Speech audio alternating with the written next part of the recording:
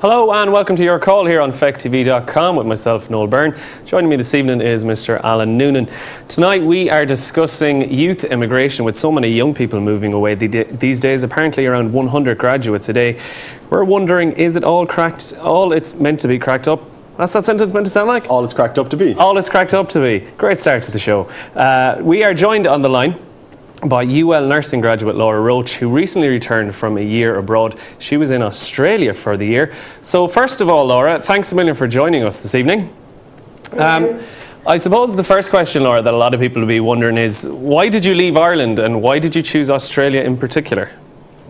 Well, as a newbie, I was looking for more like clinical work experience and stuff like that, and as everyone knows, that's just really, it's impossible to get at the moment in Ireland. So we were actually recruited in UL to work in Australia. There's loads of work in agencies and stuff that take you on no bother, really. So we had the job before we ever left the country, and we even had to get our visas like that. And I thought it's perfect stuff. I mean, like, it is an amazing country, and we want to travel and see and do stuff as well. And I suppose Australia has everything that we were looking for. What was the transition like to Australia? I mean, was it hard to set up camp there, you know, considering it's so far away?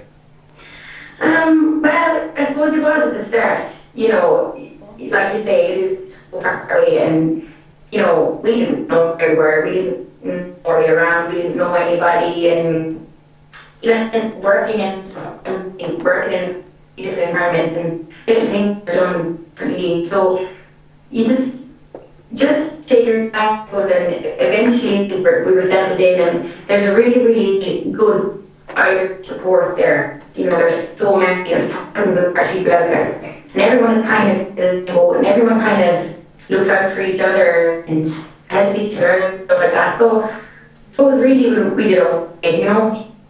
So it kind of sounds like, from what you're saying, is there's a really strong Irish community there. I know you were in Sydney, but also in places like Perth and Melbourne where there'd be big Irish communities as well. So all the Irish seem to stick together. Definitely, I definitely we did stick together. I was just one other person. I really didn't think about the person out there, but we met friends really quickly. I don't know if it's a good thing to do stick together all the time. You know, it is a good thing to mix and mingle, you know, but we did, as soon as out there, we did go to the pubs and that, and for more Irish people, and I suppose everyone there didn't in the same position as us, where they just were right and didn't was looking for and people were just more than willing to help you out. You know? We're so far from home that people really stuck there with each other, which is great. Okay, well, for anyone that's watching that might be struggling to hear, the connection is a little bit hit and miss, so hopefully it'll stay strong.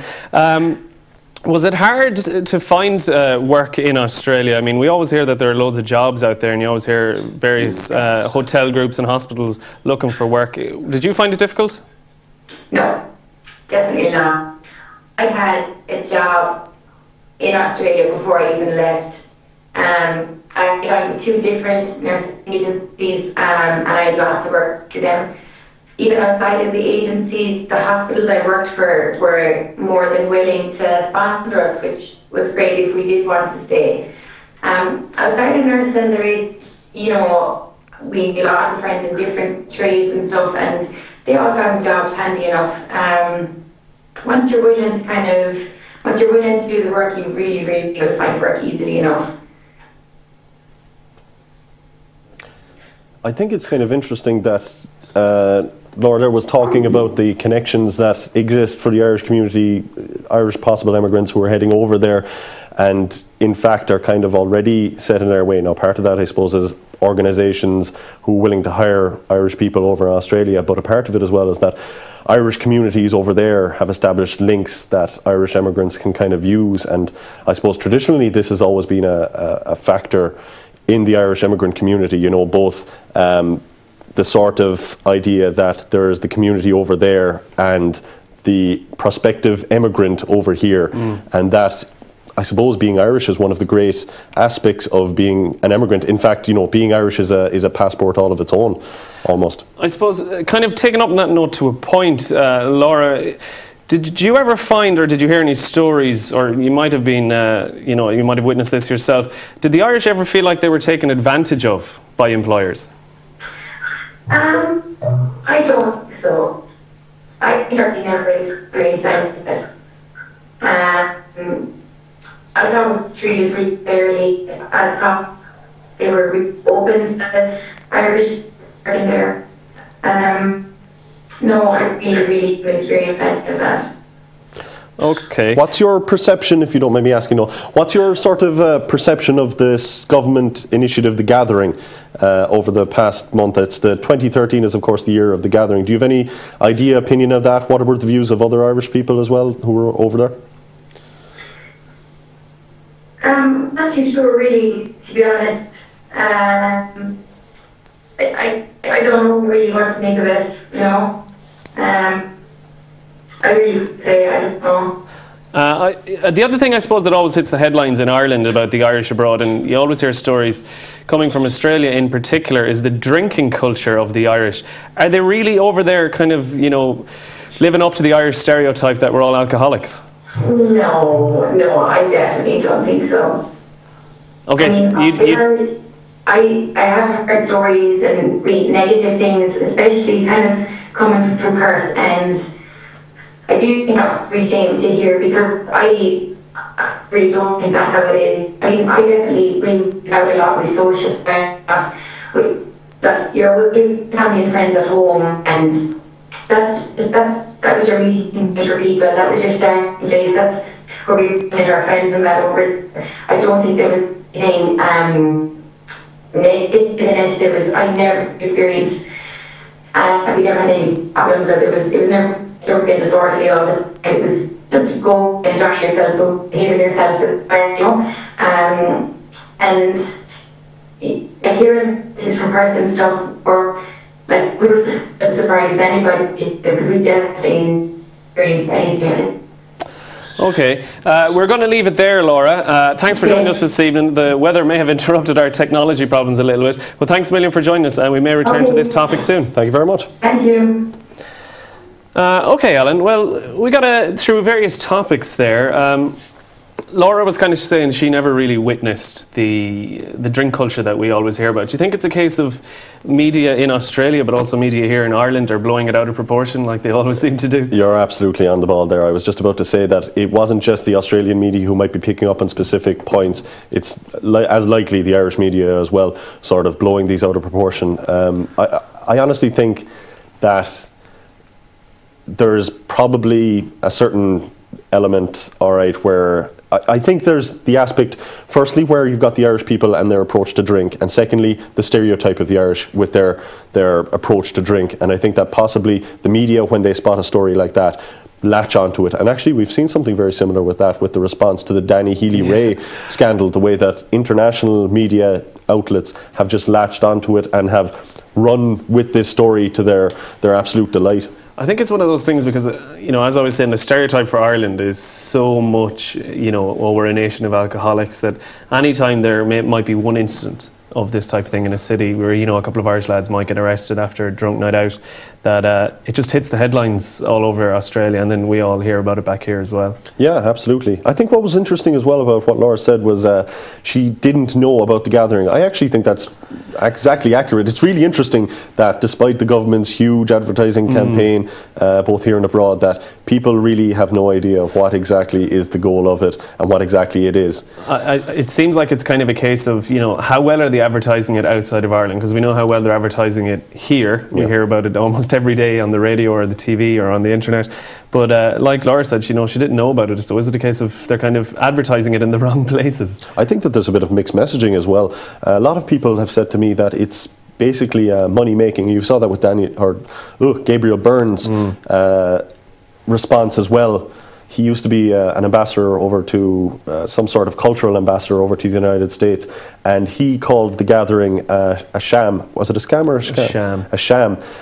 I think that his response is partly because he had hoped that the gathering might be a sort of vehicle for some sort of cultural, ground-based initiative that would actually, you know, develop into something more. Whereas in fact, the government seemed to have just driven the whole thing as a money-making tourist racket, which is fine, I think. I mean, if you want to present it as that, then go for it. But the sort of disingenuous nature of the government's message has left people confused and very annoyed as well with their own family and friends who have had to emigrate because of jobs.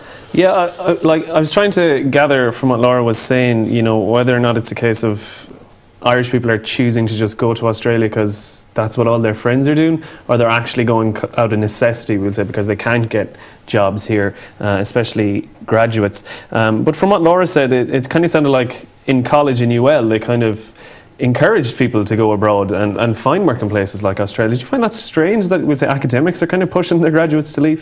No, not at all really. I think that for migrants, for Irish emigrants, I think each individual emigrant will have their own reasons for wanting to stay and wanting to leave, or should I say for wanting to leave. Obviously immigrants are the people who are leaving, not the people who are staying behind.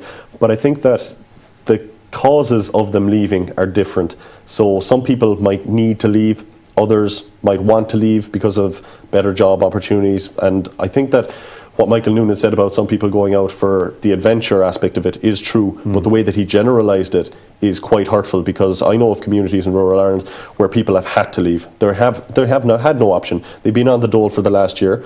They think this is a demeaning existence and they want to get employment, and they've had to go abroad for this.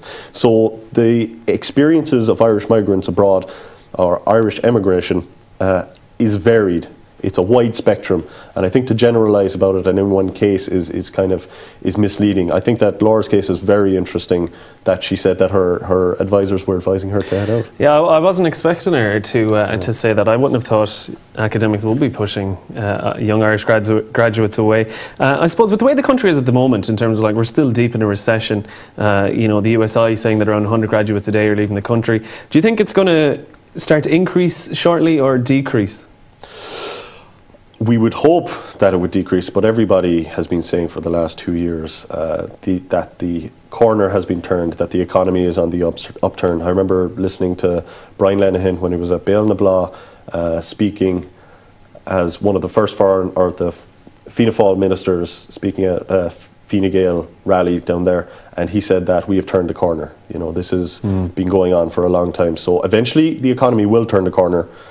Whether it will this year is a different story altogether. I honestly think that probably next year the recovery will start setting in pace and you'll see emigration starting to dip. And do you think the people who've left will come back, or are they earning too good a wage abroad in places like Australia? I know you can make a lot of money from mining in particular. I was told of one person who went to Australia, they were mining, and for 3 months they were mining and they earned €60,000 that they had sitting in a bank.